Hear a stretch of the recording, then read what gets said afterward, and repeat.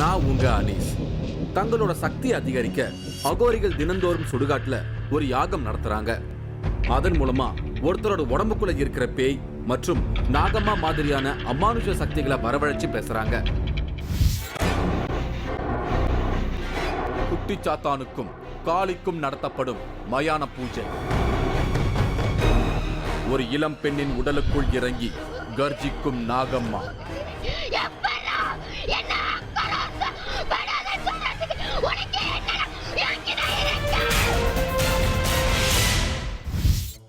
நேத்து ஒளிபரப்பான எபிசோட பார்த்துட்டு பலர் ஷாக் ஆகி போன் செஞ்சிருந்தாங்க.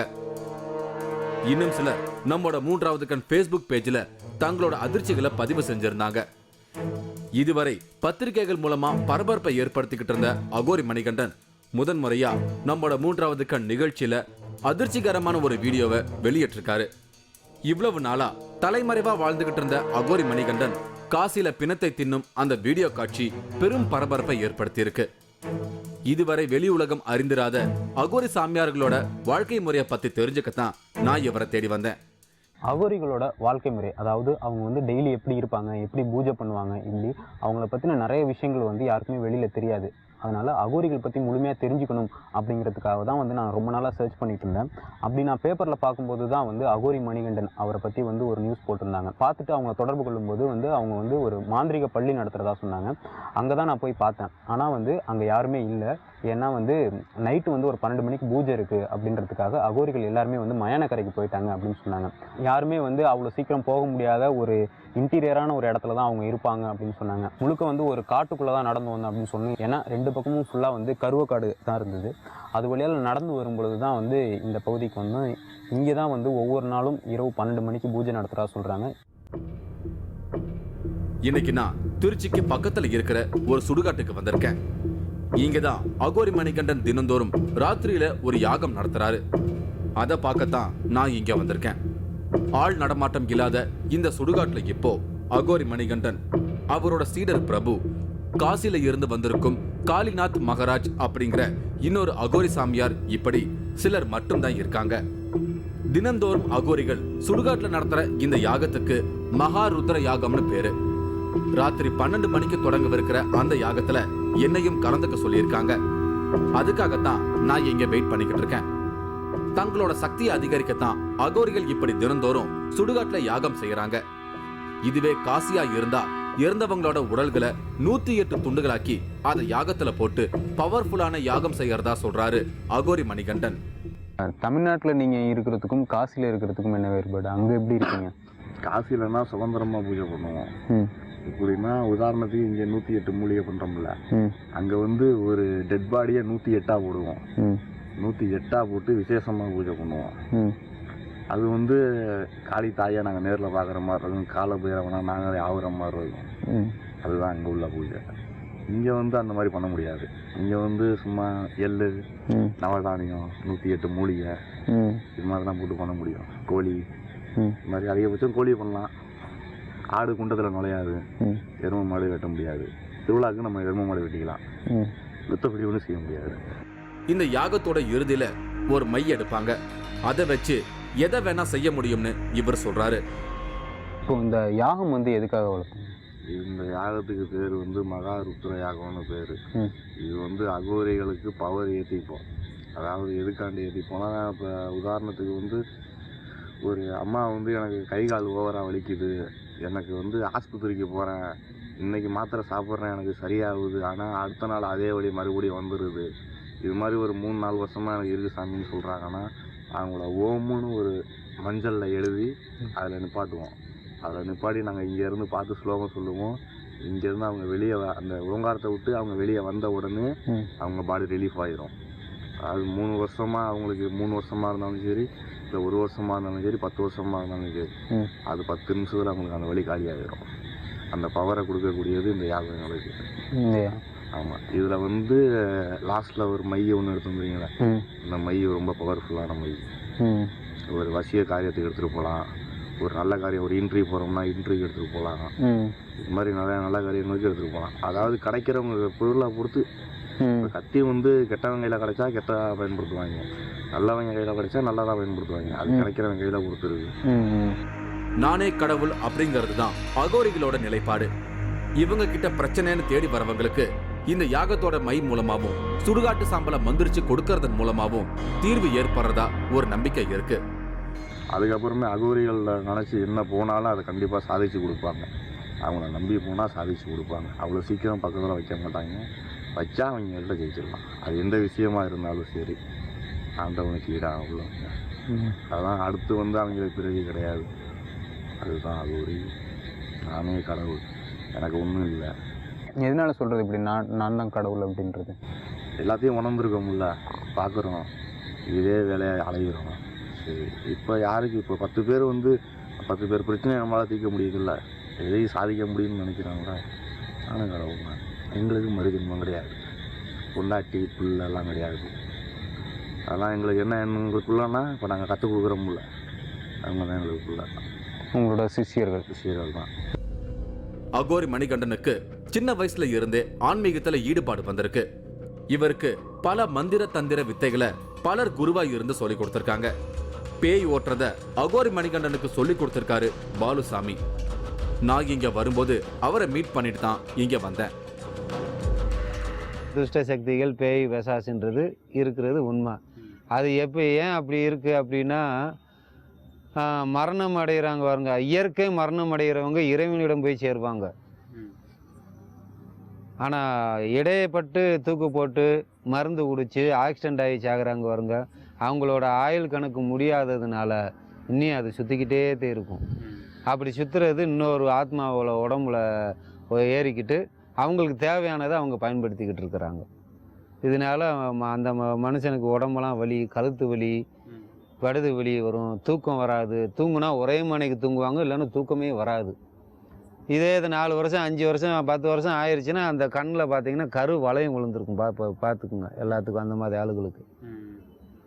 பெண்களுக்கு சில பேர் வீட்டுக்குள்ளேயே இருப்பாங்க, குழந்தையே கல்யாணம் ஆகி 5 வருஷம் 10 வருஷம் ஆயிரும், குழந்தையே இருக்காது. 2 பேர்த்துக்கும் போய் டெஸ்ட் பண்ணி போய் பார்ப்பாங்க. டெஸ்ட் பண்ணும்போதில் 2 பேருக்கு நல்லாத்தே இருக்குது, எந்த குறையும் இல்லைன்னு டாக்டர் சொல்லிடுவாங்க. அப்புறம் ஏன் குழந்தை பெற மாட்டேங்குது? அதுக்கு என்ன காரணம்னு கேட்டேன், இந்த மாதிரி துஷ்ட சக்திகள் உடம்புல ஏறிக்கிட்டு அந்த கருவை சாப்பிட்ரும். அப்புறம் எப்படி குழந்தை உருவாகும்? இந்த மாதிரி சில விஷயங்கள் நிறையா இருக்குது.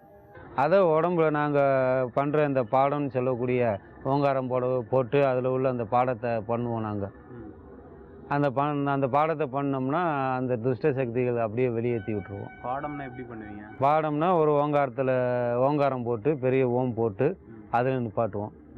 நிப்பாட்டி அவங்களுக்குள்ள ஆத்மாவை தன்னை மறந்து உள்ளே இருக்க ஆத்மா பேச ஆரம்பிச்சிடும். ரொம்பவே வித்தியாசமான முறையில இவங்க பேய் ஓட்டுறதா நான் கேள்விப்பட்டேன். அகோரி மணிகண்டனோட வீட்டுக்கு நான் போயிருந்த சமயம் வீட்டு ஹால்ல ஓம்னு வரையப்பட்டிருந்ததை நான் பார்த்தேன். பிரச்சனையோட வரவங்களை இந்த ஓம்னு எழுதப்பட்டிருக்கும் இடத்துக்குள்ள நிறுத்திடுவாங்க. அதுக்கப்புறம் இவங்க மந்திர உச்சாரணம் செய்ய செய்ய ஓம்ல நின்றுட்டு இருக்கிறவங்க உடம்புக்குள்ள மறைஞ்சிருக்கிற அமானுஷ சக்தி வெளிப்பட்டு பகிரங்கமா பேச தொடங்குது. சிலருக்கு இப்படி பேய் ஓட்டின வீடியோஸை பதிவு செஞ்சு வச்சிருந்தாரு அகோரி மணிகண்டன். அவங்களோட உடம்புக்குள்ள இருந்த அந்த உக்கிரமான சக்தி வெளியேறினதும் நடந்ததை சொன்னா அவங்க நம்புறதில்ல அப்படிங்கறதால இவரே அதையெல்லாம் வீடியோ எடுத்து அவங்களுக்கு போட்டு காட்டுவாராம். அவங்களே தன்னறியாமல் பேசுவாங்க. நான் அந்த ஓங்காரத்துலேருந்து வெளியே வரும்போது நீங்கள் இந்த வார்த்தை பேசுனீங்கம்மான்னு சொன்னால் அவங்க நம்ப மாட்டாங்க. அதனால நான் சின்னதாக ஒரு வீடியோ ஒன்று எடுப்பேன். வீடியோ ஒன்று எடுத்து அந்த வீடியோ அவங்கள்ட்ட காட்டிடுவேன். அப்படி ஒரு வீடியோ கலெக்ஷன்ஸை எனக்கு காட்டினாரு.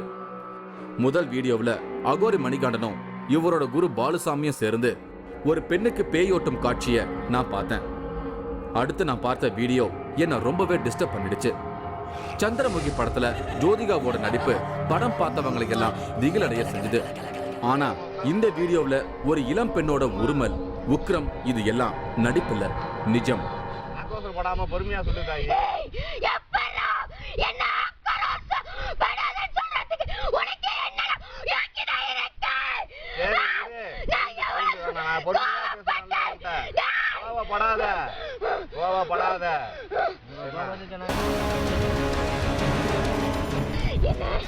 இப்போ ஒதுங்கி போனா உனக்கு என்ன குச்சி முட்டாய் நினைச்சாரா? என்ன மனுஷன் இருக்கீங்களா? தெய்வத்துக்கு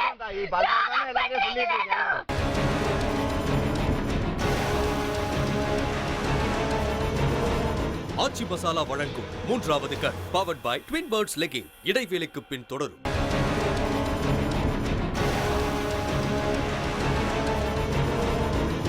ஆச்சி மசாலா வழங்கும் 3வது cut powered by twin birds leggings தொடர்கிறது. இன்னைக்கு நான் திருச்சிக்கு பக்கத்துல இருக்கிற ஒரு சுடுகாட்டுல இருக்கேன். காசியில பிணத்தை தின்னும் பயங்கர வீடியோவோட தமிழகத்துக்கு ரீஎன்ட்ரி ஆயிருக்காரு அகோரி மணிகண்டன். இங்க சுடுகாட்டுல தினந்தோறும் நைட்டு 12 மணிக்கு மகாருத்ர யாகம் நடத்துறாரு. அந்த நள்ளிரவு பூஜைகளை பார்க்கத்தான் இன்னைக்கு நான் இங்க வந்திருக்கேன். ரொம்பவே வித்தியாசமான முறையில இவங்க பேய் ஓட்டுறதா நான் கேள்விப்பட்டேன். சிலருக்கு இப்படி பேய் ஓட்டின வீடியோஸை பதிவு செஞ்சு வச்சிருந்தாரு அகோரி மணிகண்டன். அடுத்து நான் பார்த்த வீடியோ என்ன ரொம்பவே டிஸ்டர்ப் பண்ணிடுச்சு. இந்த பெண்ணோட உடம்புக்குள்ள இருப்பது யார்? அவங்களுக்கு நடந்த கொடூரம் என்ன? ஏன் இந்த பெண் இப்படி கர்ஜிக்கிறாங்க? இந்த கேள்விகளுக்கெல்லாம் பதில் தெரியணும்னா நடந்த ஒரு சம்பவத்தை நீங்க தெரிஞ்சுக்கணும். ஒரு நிலத்துல பாம்பு புத்து இருந்திருக்கு. அன்னைக்கு அமாவாசை நாள். அந்த நிலத்துல வீடு கட்ட நினைச்ச ஒருத்தர் அதுக்கு இடைஞ்சலா இருந்த பாம்பு புத்தை இடிச்சிருக்காரு. அந்த சமயத்துல புத்துக்குள்ள ஆண் பெண் பாம்புகள் ஜோடியா இணைஞ்சிருந்திருக்கு. புத்தை இடிச்சதும் ஆண் பாம்பு சீறி இருக்கு. பயந்து போனவரு ஆண் பாம்பு அடிச்சு கொன்னு இருக்காரு. தன் துணையை இழந்த பெண் பாம்பு துடிதுடிச்சிருக்கு. அங்கிருந்து தப்பிச்சு போன பெண் பாம்பு இறந்திருக்கு. இது நடந்த கொஞ்ச நாள் கழிச்சு புத்து இருந்த இடத்துல அழகான வீடு கட்டியிருக்காங்க. பாம்பு அடிச்சு கொன்னவரோட இளம் பெண்ணோட உடம்புக்குள்ள ஏதோ ஒரு அமானுஷ சக்தி நுழைஞ்சு அந்த பெண்ணை பாடா படுத்திக்கிட்டு இருக்கு. அதை கண்டுபிடிக்க அகோரி மணிகண்டன் கிட்ட அந்த பொண்ணை அழைச்சிட்டு வந்திருக்காங்க. அந்த பெண்ணை எதிரில் உட்கார வச்சு சாதாரணமா விசாரிக்க தொடங்குறாரு அகோரி மணிகண்டன். நான் உன்ட்ட இவ்வளவு பொறுமையா கேட்டுட்டு இருக்கேன், பேசிட்டு இருக்கேன், நீ எனக்கு எதுவுமே ஒரு ரெஸ்பான்ஸ் கொடுக்க மாட்டேன்றீங்க. பாம்பு புத்தை இடிச்சு வீடு கட்டினவங்கள வாழ விட மாட்டேன்னு இந்த பெண்ணுக்குள்ள இருந்த சக்தி உக்கிரமா உருமுனதை கேட்கவே பயங்கரமா இருந்தது.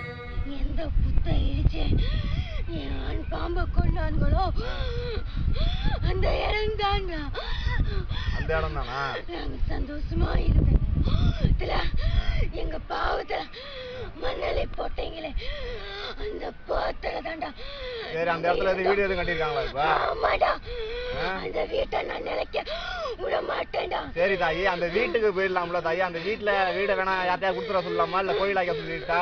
ஆமாடா, அத புத்தா கட்டணும்டா. சரி தாயி, அதை கட்டுறதுக்கு நான் வழி பண்றேன். இந்த பெண்ணோட உடம்புக்குள்ள இருக்கிற அந்த சக்தியை வெளியேத்த அகோரி மணிகண்டன் எவ்வளவோ பேசியும் அந்த பெண்ணோட குரல் இன்னும் உக்கிரமா தான் மாறிக்கிட்டு இருந்தது. ரொம்ப நாளா என்ன இப்போ ஒதுங்கி போனா உனக்கு என்ன குச்சி முட்டாய் நடிச்சாரா? என்ன குச்சி முட்டாய் கிடையாது, நான் உனக்கு ஒரு ரூபம் தரேன். நீ ஏன் சும்மா இப்படி போவ? நான் உனக்கு ஒரு ரூபம் தரேன். சந்தோஷமா இருந்த நேரத்துல அம்மா சனக்கு இப்படி பண்ணிட்டீங்களேடா பாவீங்களா? தெய்வத்தை மட்டும் ஒழுங்கா இருக்க சொல்றீங்க, அதே மாதிரி மனுஷன் இருக்கீங்களாடா?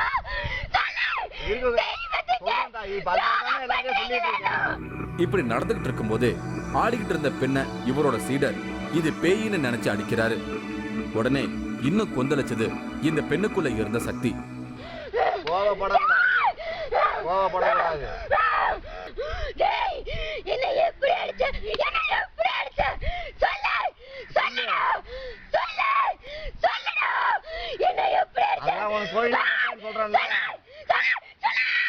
நீ என்ன தாய் கோவப்படுற? இது மாதிரி அடிக்க நீ அடிச்சா தாங்குவானா? சரி, ஏதோ ஒரு பேய் நினைச்சு அடிச்சுட்டாங்க. நீ சாமி எனக்கு தெரியாது. சரி விடு, சரி விடு. அதான் இப்ப தெரிஞ்சது தானே உன்ட்ட பொறுமையா இப்படி கேட்கறேன் நானு. சரி, தாய் என்றதால தானே கேட்கறேன் நானு. சொல்லு தாயி, உன் பேர் என்ன தாயி? நான் பேய் அல்ல, நாகம்மான்னு இந்த பெண்ணுக்குள்ள இருந்து வந்த தீர்க்கமான பதில் எதிரில் இருந்தவங்களை எல்லாம் பதற வச்சதுன்னு தான் சொல்லணும். ஒரு நாகசக்தி தான் இந்த பெண்ணோட உடம்புக்குள்ள இருக்குதுன்னு தெரிஞ்சதும் அதே இடத்துல திரும்பவும் புத்து எழுப்பி கோயில் கட்டி வழிபாடு நடத்துறதா அகோரி மணிகண்டன் சொன்ன டீலுக்கு அந்த பெண்ணுக்குள்ள இருந்த சக்தி உடன்பட்டுச்சு. இந்த பெண்ணோட வந்திருந்த இவரோட பெற்றோர் அந்த இடத்துல வீடு கட்டி இருக்காங்க. அதை இடிச்சிட்டு திரும்பவும் புத்து எழுப்பி கோயில் கட்ட முடியாதுன்னு மறுக்க கோபத்தின் உச்சத்துக்கே போச்சு அந்த பெண்ணுக்குள்ள இருந்த சக்தி. நம்ம செய்வீங்களா?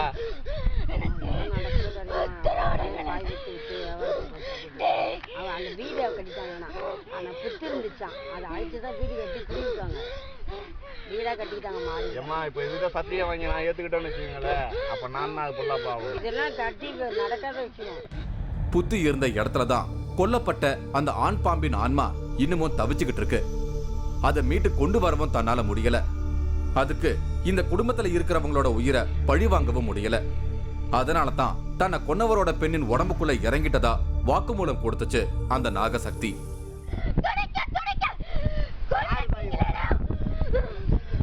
இந்த பிள்ளை என்ன தாய் வரக்கூடாதா? அப்பனா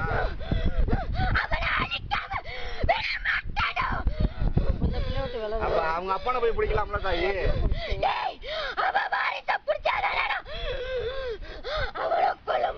சரி தாயி, அவனை நேரா போய் பிடிச்சிட்டீங்கன்னா நீ ஆடுற ஆட்டம் தானே அவன் ஆட முடியும், உன்னால முடியாததா? எனக்கு தெரியும்டா, யார் உடம்புல எங்க காரியம் நடக்குது எனக்கு நீ சொல்லி தரியா? இல்ல தாயி, உனக்கு சொல்லி கொடுக்க வேண்டியது ஒண்ணும் கிடையாது, உனக்கு எல்லாமே தெரியும். மனிதர்களான நம்ம பொறுத்த வரைக்கும் ஒரு பாம்பு புத்தை இடிச்சு நாகப்பாம்புகளை கொன்னது ஒரு சாதாரணமான விஷயம்தான். ஆனா பேசும்போது இந்த பெண்ணோட குரல்ல இருந்த வேதனை எனக்குள்ள என்னமோ செஞ்சுது. இது வெறும் பிதற்றலோ உளறலோ இல்ல. நம்மால இதையெல்லாம் புரிஞ்சுக்க முடியல, அவ்வளவுதான். ஒரு வழியா தன்னோட இடத்துல ஒரு புத்து கோயில் கட்டுறதா அந்த சக்திக்கு சொல்லி சாந்தப்படுத்தினாரு அகோரி மணிகண்டன். ஆனாலும் தன்னை அடிச்சவனை திரும்ப அடிச்சுட்டு ஆவேசம் தனியாம அந்த பெண்ணுக்குள்ள இருந்த சக்தி மயங்கி சரிஞ்சது. பேய்களை விரட்ட மந்திர உச்சாரணங்களையும் வேறு சில சக்திகளையும் வணங்கி அவற்றை சாந்தப்படுத்தி அந்த உடலில் இருந்து அகற்றுவதை பார்த்த எனக்கு ரொம்பவே பிரமிப்பா இருந்தது.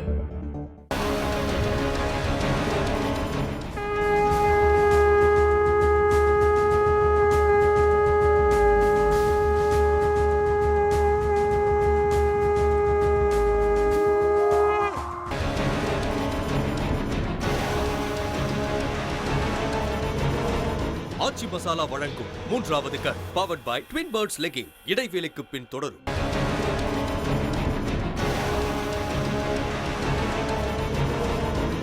ஆச்சி மசாலா வழங்கும் மூன்றாவது cut powered by twin birds leggings தொடர்கிறது. நான் இன்னைக்கு திருச்சிக்கு பக்கத்துல இருக்கிற ஒரு சுடுகாட்டுல இருக்கேன். இங்க நைட்டு 12 மணிக்கு நடக்க போற ஒரு யாகத்துல கோழி ரத்தத்தை விட்டு அகோரிகள் பூஜை செய்யவிருக்காங்க. சுடுகாட்டிலேயே வாழும் அகோரிகளை பத்தி தெரிஞ்சுக்கத்தான் இன்னைக்கு நான் எங்க வந்திருக்கேன். நான் இப்போ மகாருத்ர யாகத்தை பார்க்கறதுக்காக சுடுகாட்டுல வெயிட் பண்ணிக்கிட்டு இருக்கேன். நைட்டு 12 மணிக்கு தான் யாகம் தொடங்கும்னு சொல்லியிருக்காங்க. நள்ளிரவு 12 மணி ஆச்சு. யாகத்துக்கான வேலைகளை தொடங்கினாங்க.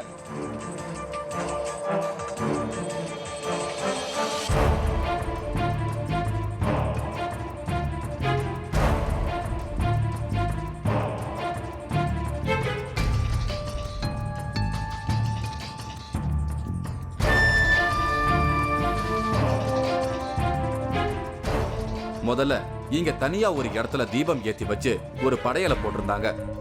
இதுதான் குட்டிச்சாத்தான் வழிபாடுன்னு எனக்கு சொன்னாங்க. சுடுகாட்டு காளிக்கு இது போன்ற குட்டிச்சாத்தான்கள் தான் ஏவல் வேலைகளை செய்து கொடுக்கும் அப்படிங்கறதால முதல்ல சுடுகாட்டுல குட்டிச்சாத்தானுக்கு தான் படையல் வைக்கிறாங்க.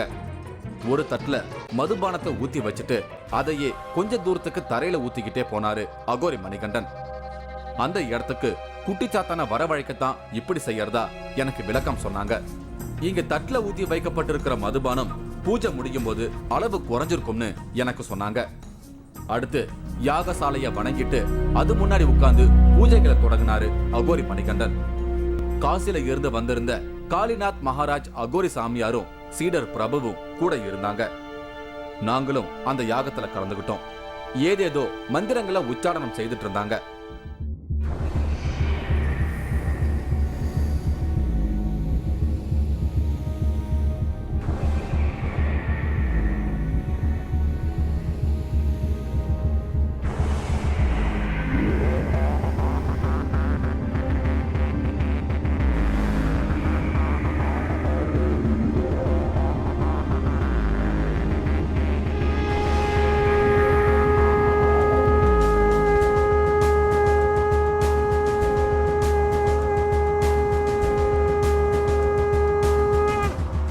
ஒரு கோழியை கட் பண்ணி ரத்தத்தை யாகத்துல விட்டாங்க.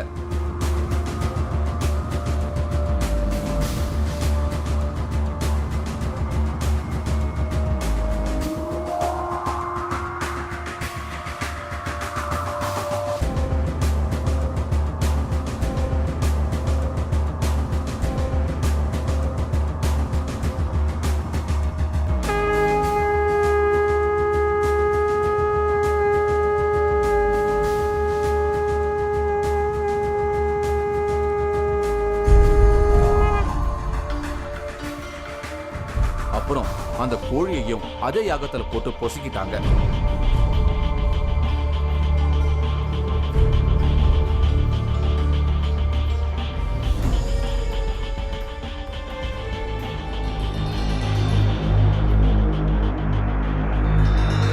யாகம் முடிவுக்கு வந்தது. யாக தீக்குள்ள பொசுங்கி கிடந்த ஒரு கரித்துண்டை வெளியே எடுத்தாங்க. இதுதான் நினைத்த காரியத்தை நிறைவேற்றி தரும் மாந்திரீக மை. அதை எடுத்து அகோரி மணிகண்டன் தன்னோட கண்ணுக்கு மை மாதிரி வச்சுக்கிட்டாரு. எதிரில இருந்த எல்லாருக்கும் நெத்தியில வச்சு ஆசீர்வாதம் செஞ்சாரு. எனக்கும் இந்த மைய வச்சு ஆசீர்வாதம் செஞ்சாரு. இது இப்ப கோழி ரத்தத்தை யாகத்துல விட்ட தயாரானது. இதுவே காசியா இருந்தா இறந்த மனித உடலை 108 துண்டுகளாக்கி அதை யாகத்தீயில போட்டு அதுல இருந்து இப்படி ஒரு மைய தயாரிச்சிருப்பாங்க. நினைச்சு பார்க்கவே எனக்கு உள்ளுக்குள்ள பெரட்டி எடுத்தது. நல்ல வேலை நான் காசியில நடக்கிற யாகத்துக்கு போகல. அதையெல்லாம் என்னால பார்க்க முடியுமான்னு தெரியல. இப்படி தினம்தோறும் கோழி ரத்தத்தால சுடுகாட்டுல செய்யப்படும் இந்த யாகத்துல இருந்து எடுக்கிற மைக்குத்தான் எல்லா பிரச்சனைகளையும் தீர்க்கும் சக்தி இருக்குன்னு அகோரி மணிகண்டன் சொல்றாரு. அகோரிகள் உலகம் புதிரானது. மனிதர்கள் வெறுக்கும் பயப்படும் விஷயங்களையே இவங்க விரும்பி ஏத்துக்கிட்டு அதுலயே வாழ்றாங்க. இவங்க செய்யற பூஜைகளுக்கும் என்ன பவர் இருக்குன்னு எல்லாம் எனக்கு ஆராய தோணல. பிணங்களை தின்று மரணத்தை வழிபடும் அகோரிகளுக்கு மறுஜென்மம் இல்ல அப்படின்னு ஒரு கருத்து இருக்கு. எந்த ஒரு அருவருப்பும் இல்லாம பிணங்களை எரித்த சாம்பலை உடல பூசிக்கிறதும் பிணங்களை எடுத்து சாப்பிடுவதும் சுடுகாட்டிலேயே தங்கி வாழ்வதுமான இந்த அகோரி வாழ்க்கை சாதாரணமான மனிதர்களோட புரிதலுக்கு அப்பாற்பட்டது. ஒரு வித்தியாசமான உலகத்துக்குள்ள வந்து போன உணர்வு இன்னைக்கு எனக்கு கிடைச்சிருக்கு. வேற ஒரு அமானுஷ்ய அனுபவத்தோட மீண்டும் நான் உங்களை சந்திக்கிறேன். அதுவரை உங்களிடமிருந்து விடைபெறுகிறேன்.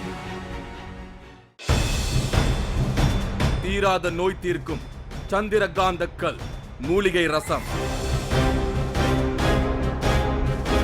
ஒவ்வொரு பௌர்ணமி அன்னைக்கும் அரிய வகை மூலிகைகளை கொண்டு இங்க ஒரு மூலிகை தீர்த்தம் தயாரிக்கிறாங்க. பொன்னூதி மலையில் ஆயிரக்கணக்கில் குவியும் மக்கள். நீங்களும் இந்த திகில் பயணத்தில் கலந்து கொள்ள ஒரு வாய்ப்பு. மூன்றாவது கண் டிவி ஷோ என்ற Facebook பக்கத்தில் எங்களோடு இணைந்திடுங்கள். உங்களது அமானுஷ்ய அனுபவங்களை பதிவு செய்து இந்த நிகழ்ச்சியில் பங்கு பெறும் வாய்ப்பை பெறுங்கள்.